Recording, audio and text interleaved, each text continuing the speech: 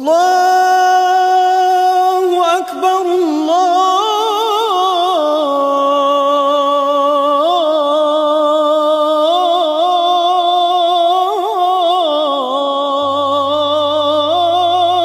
أكبر.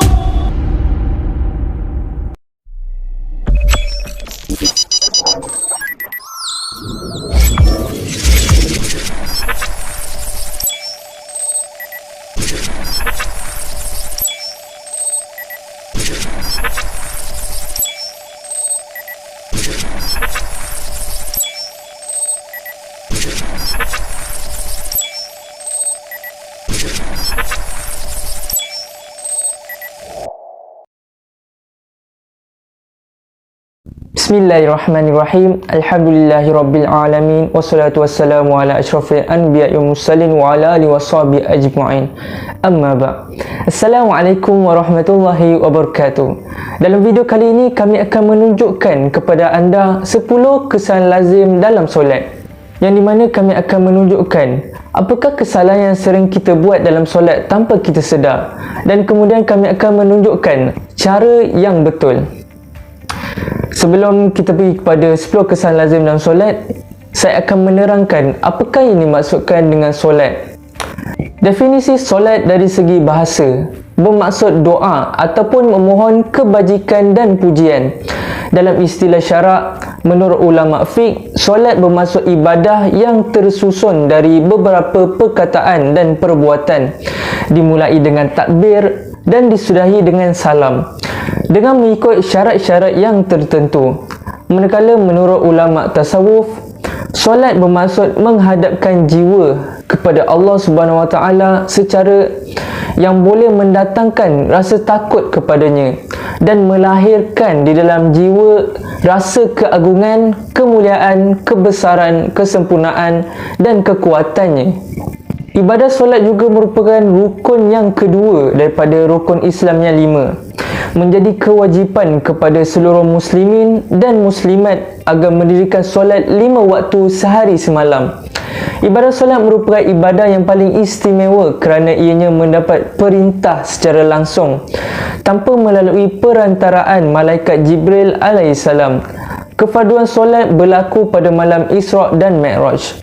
Menurut pendapat Abu Omar bin Abdul Bar dan diperkuatkan oleh Ibnu Ishaq bahawa Siti Khadijah mengerjakan solat bersama Rasulullah SAW selepas peristiwa Isra' dan Mi'raj. Tidak terdapat percanggahan di kalangan pengkaji bahawa pada malam Isra' dan Mi'raj ini Allah Subhanahu Wa Taala mewajibkan solat 5 waktu kepada Nabi Muhammad SAW dan umat baginda. Dan kemudian pada keesokan harinya, ketika matahari gelincir, Allah Subhanahu Wa Taala mengutuskan malaikat Jibril alaihissalam supaya mengajarkan cara melakukan solat dan waktunya kepada baginda. Ini berdasarkan hadis yang diriwayatkan oleh Abdullah bin Abbas di dalam kitab Bimbingan Solat muka surat 76.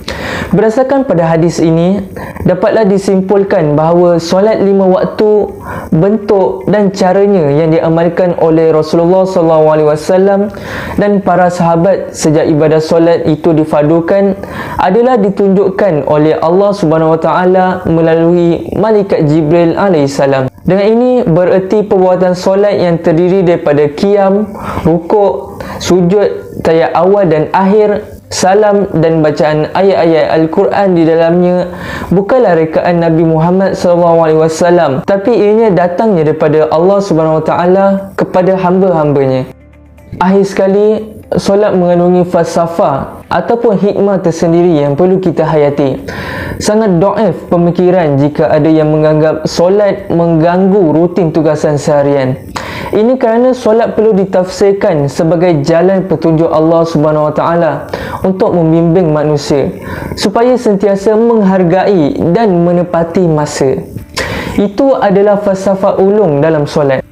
Cukup masa setiap muslim wajib menunaikan perintah Allah itu tanpa melengahkannya.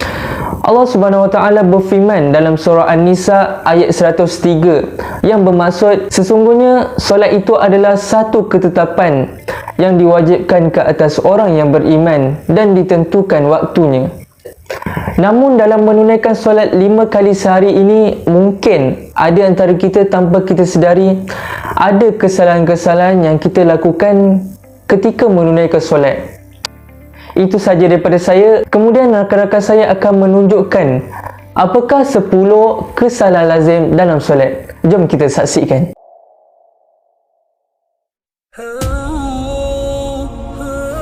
Yang pertama, solat terlalu cepat. Nabi Muhammad sallallahu alaihi wasallam memerintahkan kita untuk bersikap tenang dalam setiap gerakan dalam solat. Rasulullah sallallahu alaihi wasallam mengajar kita jika hendak solat, jika kamu hendak solat, maka berwuduklah dengan sempurna. Setelah itu, berdirilah menghadap kiblat dan berdirilah dengan tegak dalam keadaan bertenang.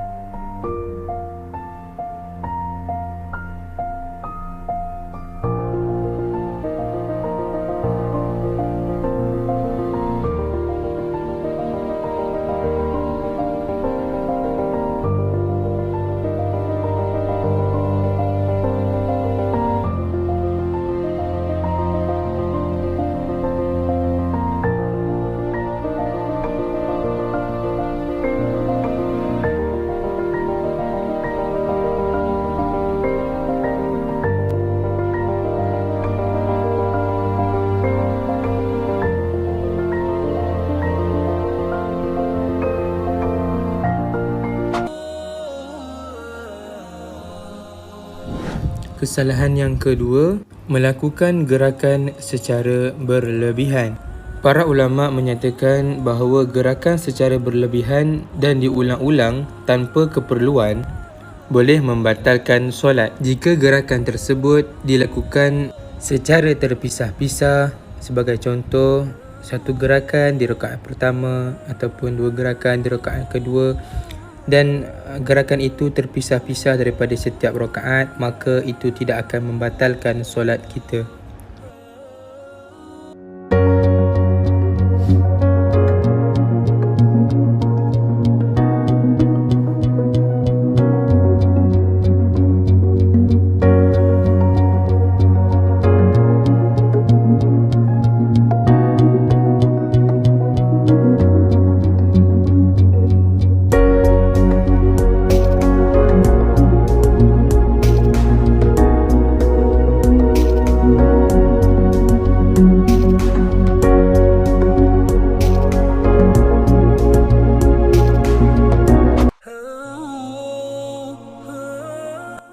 Kesalahan yang ketiga, makmum lebih awal daripada imam. صراط الذين أنعمت عليهم غير المغضوب عليهم ولا الضالين.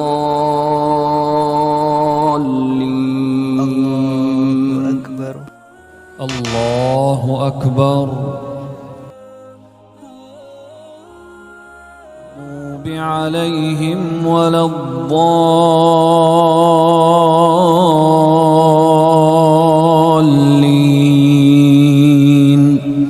آمين. الله أكبر. الله أكبر. Kesalahan yang keempat, sujud tidak betul. Allahu Akbar.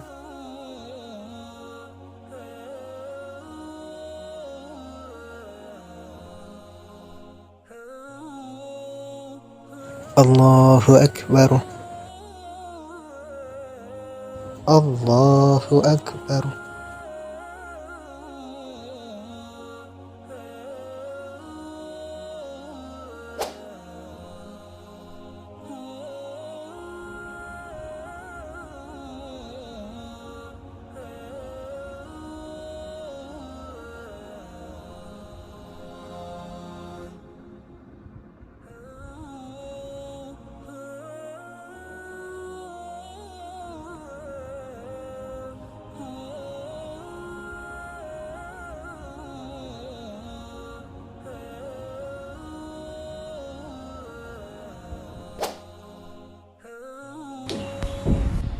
Kesalahan ketika duduk antara dua sujud.